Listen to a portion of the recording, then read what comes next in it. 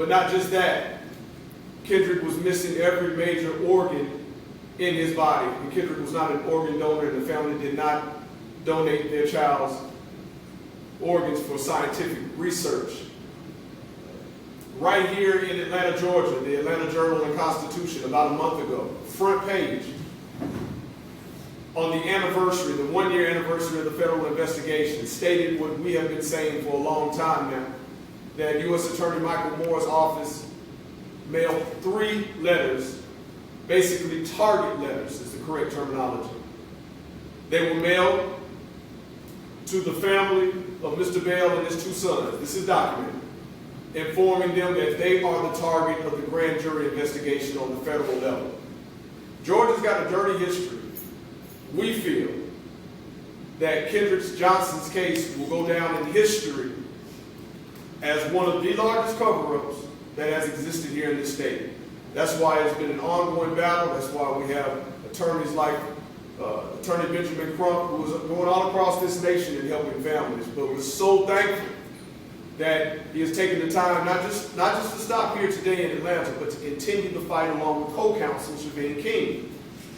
So we thank you guys for coming today. We look forward to everyone joining us for the 2-year anniversary. January 10th, 2015 will mark 2 years that Kenderick Johnson has left this earth. And we are planning to have a huge demonstration at Lowndes County High School in Valdosta, Georgia at noon on January 10th.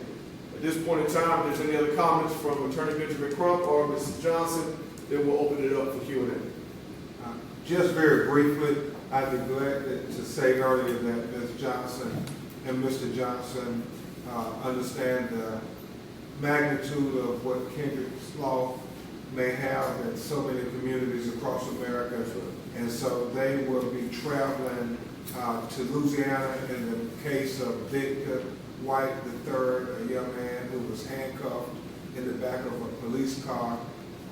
And it had been claimed that even though they were supposed to frisk and check for guns or weapons, that he somehow, like Houdini, got a gun even though he remained handcuffed, put his hand up to his head, shot himself in a downward trajectory from the temple coming out of his ear on the right side, and it was his non-dominant hand. He allegedly used a gun. In that case, the coroner in Louisiana concluded that the cause of death was suicide.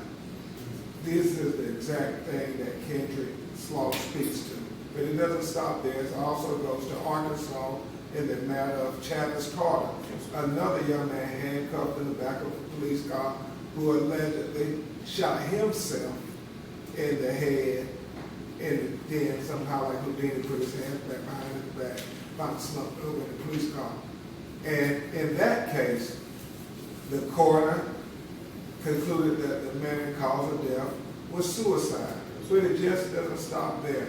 In Durham, North Carolina, Jesus Hurton, also in the backseat of a police car, handcuffed, somehow like Houdini, mysteriously, somehow put his hand, even though he's supposed to be handcuffed, shot himself in the face, killed himself, and then put his hands behind his back, found slumped over in the police car.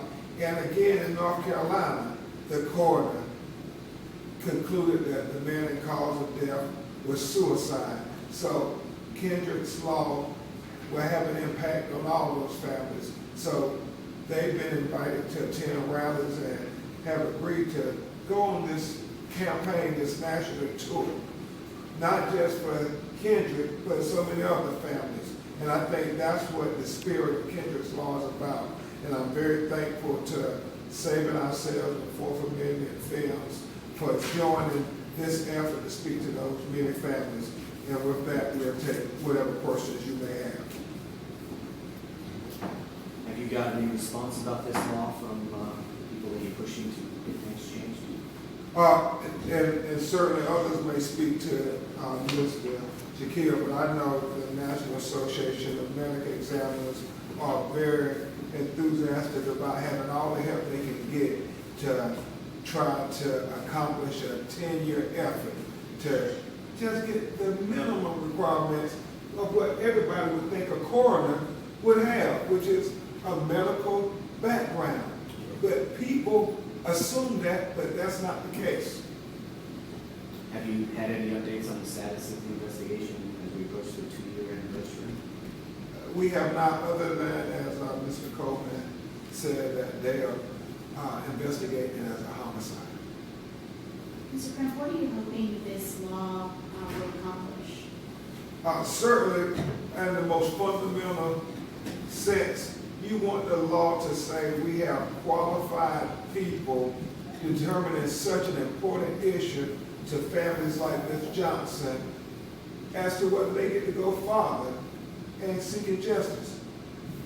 I don't know if I can say it any more plainly. If the death certificate says the man that caused the death is accidental, natural, or suicide, there is no further action by the government. It's open. They don't have a chance of getting justice in a court of law. And so what we're hoping, to answer your question directly, is that Kendrick's law will give so many more families a chance at justice and not make it such a struggle like Ms. Jackie and Ken have had to do over the last 18 months. Mrs. Johnson, what is it that, where do you find the strength to wake up every day and continue fighting?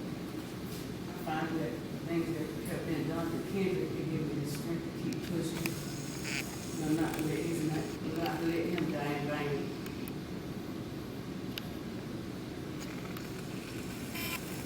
Any other questions?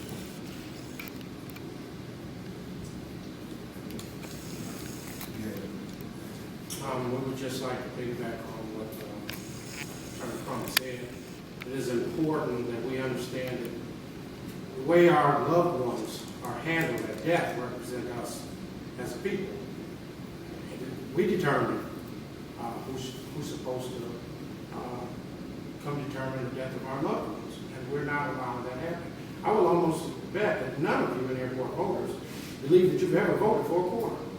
I know I voted before, and I didn't realize that I voted for one. That is something that is very significant and something we need to take a strong look at. Who looks at our loved ones after they've passed and tells us how to pass? Because you find out in the Kendrick Johnson case that it starts right there. And after that, it becomes a nightmare. We lose organs, we lose clothing. It becomes a nightmare, and it all starts with our coroners. You know, I will say, as Marcus said, an injustice is an injustice, whether it's police brutality or police not doing a thorough investigation. And whether it's in Ferguson, Missouri, with the Michael Brown case, the work we're doing in New York with the Gardner case and the Gurley case, or whether it's in Ohio with the Jamil Rice case. All life matters. Kendrick Johnson life matters. And he and his family deserve due process of the law. And a lot of times we have to realize that it's not independent of each other. What the coroner does affects what the police do. What the police do affects what the state attorney and the prosecutors do. So it still goes to this whole notion of having grand juries and coroner inquests, because there was an option in Lowndes County for the prosecutor to have convened a grand jury, but he chose not to.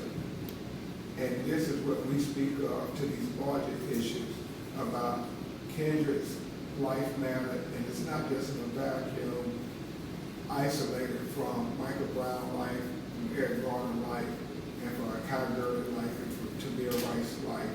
All these cases that have America's attention looking at the grand jury system. Kendrick Johnson should be looked at as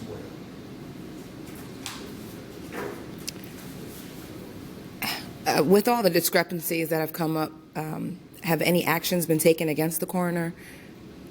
I know in Louisiana, as well as Arkansas, actions are being looked at against those coroners when it's very clearly defined that their conclusions may not have been based on the medical evidence, but on conjecture and innuendo by the police, which is very self-serving. I would just like to take a time, the question that was posed to Mrs. Johnson, I would be remiss if I didn't say this in her presence. How did she find the strength? Attorney Crump just announced this tour that she's about to go on. I know her and Mr. Johnson just got back from Oakland, California with the family of Oscar Grant. They have traveled to Florida, New Orleans already. They need to be commended as they are awaiting justice in their case, because we could be very selfish, meaning them, could be very selfish. And but also as they're grieving, they could be dealing with their pain and their pain only. But they realize the systemic nature. There is a case here in Georgia, Habersham County, with the 19-month-old toddler, Savon, aka Baby Boo Boo. They traveled here and visited that baby by his bedside. Listen, they need to be commended, whether this is on the record or off the record, as they look at these horrific images that have been leaked to the internet, crime scene investigation video from Lowndes County High School, which you can find on the internet. This family has been ridiculed. They have had stones thrown at them, and this is not to put them in a position of wanting sympathy. I'm really highlighting their strength. So again, we appreciate everyone for coming out today. Mrs. Johnson, I appreciate you for taking that 4-hour trip up the road from Valdosta. And again, we encourage for the new media outlets to please push the fact that this is a 2-year anniversary coming up, and we have every intention on flooding the city of Valdosta. There are some youth groups that I would like to give some acknowledgments to. The It's Bigger Than You campaign, who I know if you're here locally, you've heard of them. The Gen Y Project. These are groups, movements, organizations that are Kenderick's age. So as this movement is going across the nation, we don't just see one particular leader. What we see are people in the community and the youth starting to step up for themselves and support the tragedies of these families. So again, commend It's Bigger Than You and the Gen Y Project, and everybody meet us in Valdosta, January 10th at noon. One more question. What is your understanding of the medical training of the owner who handled the case? In Valdosta, Yeah. high school diploma, as we understand. So he's had no certifications over the years? The state of Georgia requires after you win an election that you're to take a 4-week course up here in Atlanta. But I want you to understand something. When you say that, you can be a ditch digger in the state of Georgia today in 151 of our counties. Win an election, and tomorrow, without any medical training, you are a certified coroner. When you see the proposal of the National Association of Medical Examiners, they point out that less than 5% across our country, that includes coroners and medical examiners, death investigators, are certified. So this is a systemic problem throughout this country. Lowndes County is just where we're focused on today. But this is going to be a national campaign in Kenderick's name, and we hope that you take the time, each and every one of you, to look at how ridiculous and antiquated some of the laws are about or surrounding our loved ones at death. And also commend Ms. Johnson and her other family members. Every day, Absolutely. they go out to Courthouse Square in Valdosta, Georgia, and hold up signs saying, please help us find out what happened to my son, Kenderick Johnson. And there's a special place for mothers who refuse to remain silent and try to get justice for their children. Thank you. Thank you.